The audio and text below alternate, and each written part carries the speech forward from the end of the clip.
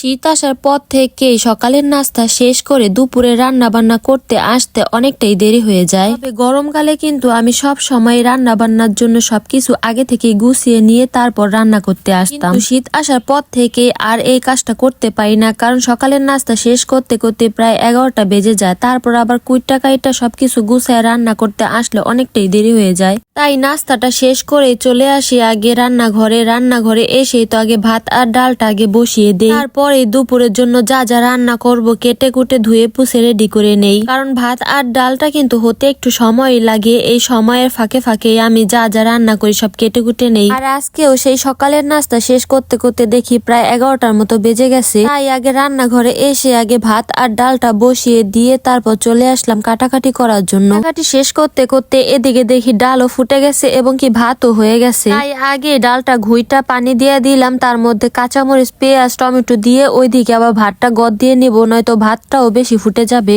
আবার অন্যদিকে কিন্তু আমার ডালও হয়ে গেছে। এদিকে ডালটারে আবার বাগার দিয়ে দিব শুধু রসুন দিয়ে, কারণ আগেই তো পেঁয়াজ কাঁচামরিচ সবকিছু দিয়ে দিয়েছি। আজকে কিন্তু মাছ টাছ অন্য কোনো খাবার রান্না করব না, কারণ কি কালকে শুক্রবার, আর শুক্রবারে কিন্তু এমনিতে একটু ভারী খাবার দাবার হয়, মানে একটু গরুর মাংস বা একটু মুরগির মাংস, মানে ভালো খাবার দাবার আর কি। তাই আজকে হালকা পাতলার উপরে রান্না শেষ করে দিব। ভাত ডাল তারপর আলুর ভর্তা আর হচ্ছে 4-5 ধরনের সবজি দিয়ে একটা ভাজি।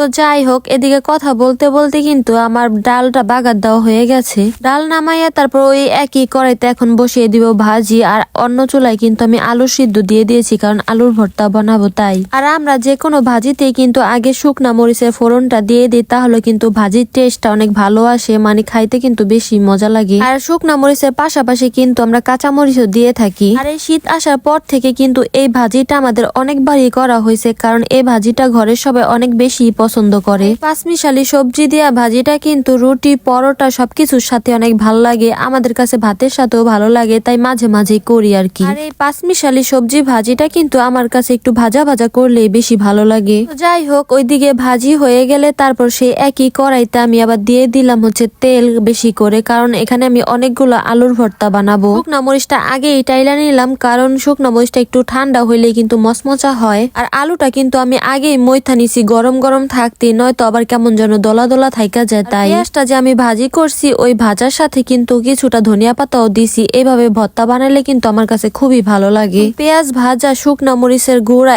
একসাথে দিয়া মানে একবার চটকায়া চটকায়া মাইখা লই তৈব। আর আমার হাতে এই আলুর ভর্তাটা আমার হাজবেন্ড বেশি পছন্দ করে। তো যাই হোক, তোমাদের সাথে কথা বলতে বলতে আমার দুপুরের রান্নাই শেষ, 2 মিনিটেই শেষ হয়ে গেল।